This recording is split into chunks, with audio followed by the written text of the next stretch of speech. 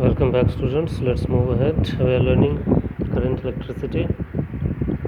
तो हमने सेल के बारे में पढ़ा था, किस तरीके से उसमें करंट वगैरह कैलकुलेट करते हैं। दो तीन चीज़ें आई थी, जैसा कि EMF था। EMF is the same thing, मतलब potential difference when there is no current. और जब करंट फ्लो कर रहा होता है तो कितने तरीके के पोटेंशियल काम करते हैं। एक तो इन इलेक्ट्रोड्स के बीच का जो पोटेंशियल होगा, एक इसके क्रॉस जो पोटेंशियल होगा, और एक जो इलेक्ट्रोलाइट के क्रॉस पोटेंशियल जो होगा। इलेक्ट्रोलाइट भी कुछ रेजिस्टेंस दे सकता है, उस रेजिस्टेंस को बोलते हैं इंटरनल रेजिस्टेंस। यही था। और सेल तो हमने बताया, combination of two electrodes in a electrolyte is called cell, जो हमें एनर्जी देता है। Chemical energy to electrical energy हम कन्वर्ट करते हैं। तो हमें सेल्स का देखना है, सीरीज़ एंड पैरेलल कॉम्बिनेशन। जैसे हमने रजिस्टर्स का देखा था, वैसे ही सेल्स का देखना है, सीरीज एंड पैरेलल कॉम्बिनेशन। तो सीरीज पैरेलल तो वही चीज़ है, जैसे सपोज करो दो तीन सेल को मैं कनेक्ट कर देता हूँ, ठीक है। दो सेल्स को, तीन सेल्स को आप चाहो तो कनेक्ट कर सकते हो, राइट। जैसे देखो ये एक पॉइंट है, ठीक है, ठीक है। इस तरीके से और चाहो तो आप कनेक्ट कर सकते हो, उससे कोई मतलब नहीं है, जितना भी कनेक्ट करना चाहो आप कनेक्ट कर सकते हो, ठीक है। अब इसमें ये देख लीजिए, एक पॉइंट से एक एंड कनेक्टेड है, दूसरे पॉइंट से दूसरा पॉइंट कनेक्टेड है। इसी तरीके से ये जितना चाहो आप इसमें कनेक्ट कर सकते हो, ठीक है।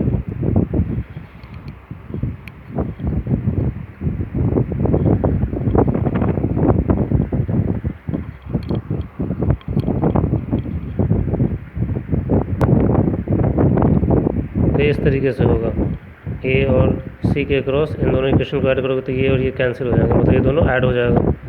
उसी को हमने रीअरेंज कर दिया, ठीक है।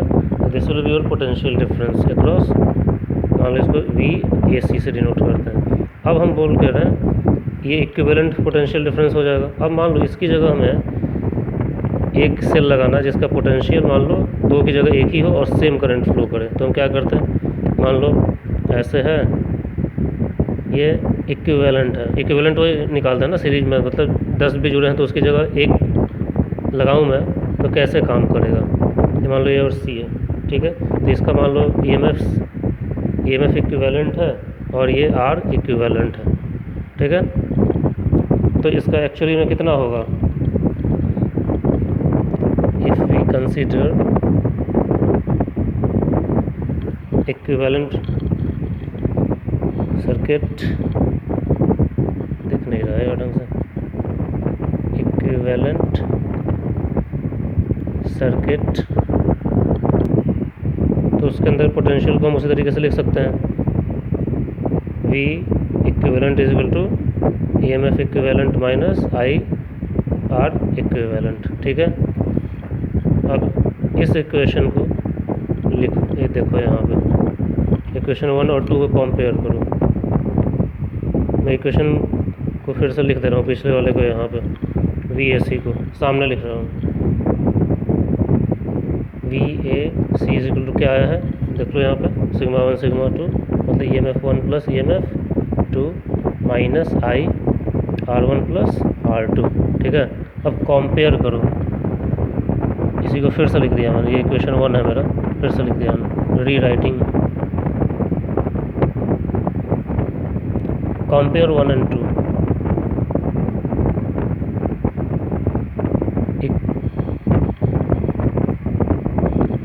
EMF इक्विवेलेंट के सामने ये चीज़ है तो हम लिख सकते हैं EMF equivalent is equal to EMF 1 plus EMF 2 plus, और भी होता तो ऐड हो जाता। और ये इक्वेशन क्या है, R इक्विवेलेंट आया कितना था, RI, इस तरीके से। तो II ठीक है, R इक्विवेलेंट की जगह ये लिख सकता हूँ मैं,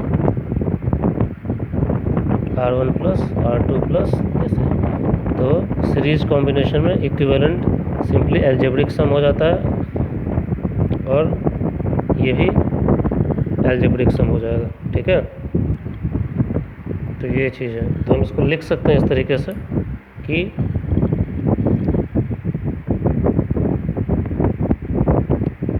equivalent EMF is equal to sum of individual EMFs, ठीक है, और इक्विवेलेंट इंटरनल रेजिस्टेंस,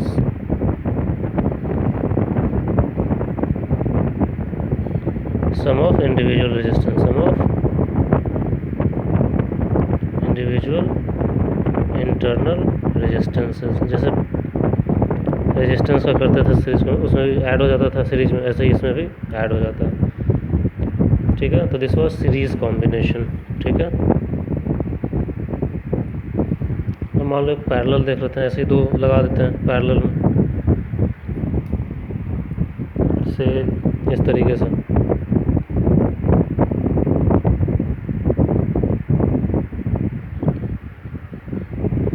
जोड़ दो एक पॉइंट से इनको, इसको भी किसी एक पॉइंट से जोड़ दो, ये मान, ठीक है। ऐसे कर दिया हमने। कोई करंट आया,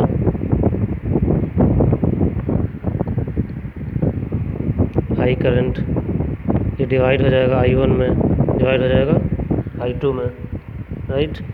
ये इसका EMF 1 है, ये तो इसका इंटरनल रेजिस्टेंस R, इसका EMF 2, R2 इंटरनल रेजिस्टेंस, फिर यहाँ से ये सब आएंगे और यहाँ पे I करंट निकल जाएगा, ठीक है। तो I क्या हो जाएगा टोटल, I1 प्लस I2, ठीक है। दोनों के क्रॉस पोटेंशियल निकालने की कोशिश करो। फर्स्ट सेल के लिए पोटेंशियल कितना होगा, सेकंड पोटेंशियल सेल के लिए पोटेंशियल कितना होगा, ठीक है। Potential across first cell, potential across first cell कितना हो जाएगा, EMF 1 minus I1 R1, potential across second cell कितना हो जाएगा, ये माइनस I2 R2। लेकिन मुझे पता है पैरेलल कॉम्बिनेशन में EMF क्या होता है, इक्वल होता है, तो ये दोनों पोटेंशियल भी आपस में क्या होंगे, इक्वल ही होंगे, but both potentials are equal as it is a parallel combination। लेकिन हमें तो टोटल इक्विवेलेंट करंट निकालना है। I क्या होता है, I1 प्लस I2, ठीक है। ओम्स लॉ के हिसाब से V क्या होता है, IR, I क्या हो जाएगा, V बाई R।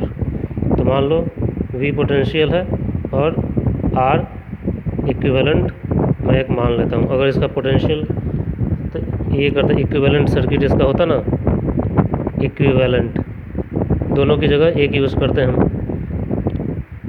तो मान लो ये उसका इक्विवेलेंट है और ये R इक्विवेलेंट है, ठीक है। तो निकाला हमने,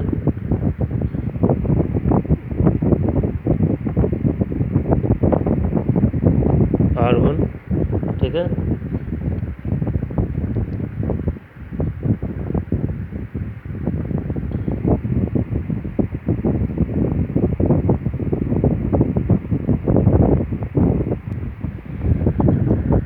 ठीक है, यहाँ पे गलती कर रहे हैं हमने क्या, दोनों पोटेंशियल इक्वल है, कितना V के बराबर है, जो इसका सोर्स होता, मान लो यहाँ से लगा था ये V पोटेंशियल, तो I1 की वैल्यू यहाँ से कितनी हो जाएगी,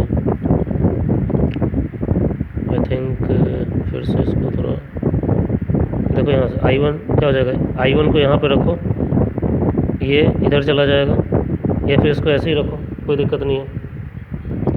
I1 R1 को इधर ले लो, V क्या हो जाएगा, EMF 1, ये इधर आ गया, माइनस V, ये दोनों उधर चलेगा, डिवाइडेड बाई R1, I1 की वैल्यू होगी, इसको मैं लिख के बता रहा हूँ, यही होगा ना, sigma 1 minus V is equal to I/R1, तो I1 R1, तो इसको इधर रखोगे तो दिस डिवाइडेड बाई R1। उसी तरीके से I2 की वैल्यू कितनी हो जाएगी, सिग्मा 2 माइनस V, ये भी V, दोनों पोटेंशियल बराबर ही होगा क्योंकि पैरेलल कॉम्बिनेशन है, V मैंने इक्विवेलेंट माना है, minus V is equal to I2 R2। I2 क्या हो जाएगा, दिस ये इधर डिवाइड हो जाएगा तो माइनस, फिर प्लस ये EMF2 minus V upon R2, ये V इक्विवेलेंट है तो V अपॉन R इक्विवेलेंट। ये EMF वाले टर्म को एक साथ जोड़ दो, कितना हो जाएगा, EMF1 divided by R1 plus EMF2 divided by R2, बचा क्या, माइनस V हो जाएगा। ठीक है, माइनस V कॉमन ले लो, दोनों कॉमन है, 1 by R1 plus 1 by R2। ठीक है, अब इसको कंपेयर करो, अगर मान लो इक्विवेलेंट होता से वी हैव इक्विवेलेंट सर्किट, तो उस समय V क्या हो जाता, ये equivalent minus I R equivalent, यही था ना, हम निकाल रहे हैं बार बार। कंपेयर कर लो इनको, ये V सर ये इससे कंपेयर हो जाएगा तो EMF इक्विवेलेंट कितना हो जाएगा, this one by R1 plus EMF2 by R2, तो इसको करोगे सॉल्व तो आ जाएगा क्या, ये LCM R1 R2 होगा तो R1 कैंसिल, तो ये इससे मल्टीप्लाई हो जाएगा, कुछ इस तरीके से आ जाएगा। और R इक्विवेलेंट कितना हो जाएगा, I से कंपेयर करोगे इसमें से, तो ये कितना आ जाएगा,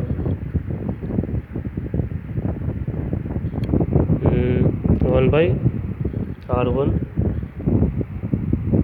प्लस 1 बाई R2, 1 बाई भी तो रहेगा ना, तो R इक्विवेलेंट कितना आ जाएगा, R1 R2 upon R1 plus R2, अगर 2 होगा तब, लेकिन ओवरऑल क्या हो जाएगा, overall 1 by R equivalent is equal to 1 by R1 plus 1 by R2 plus ऐसे ही बढ़ता जाएगा। दैट मीन्स अगर इक्विवेलेंट के साथ यूज़ करोगे तो कितना हो जाएगा, EMF equivalent divided by R equivalent कितना हो जाएगा, EMF 1 by R1 plus EMF2 by R2, वही चीज़ आ रहा था यहाँ पे, वही चीज़ हम कर रहे हैं। ठीक है, this is the parallel combination. Let me close this video, then after we'll start with Kirchhoff's rule.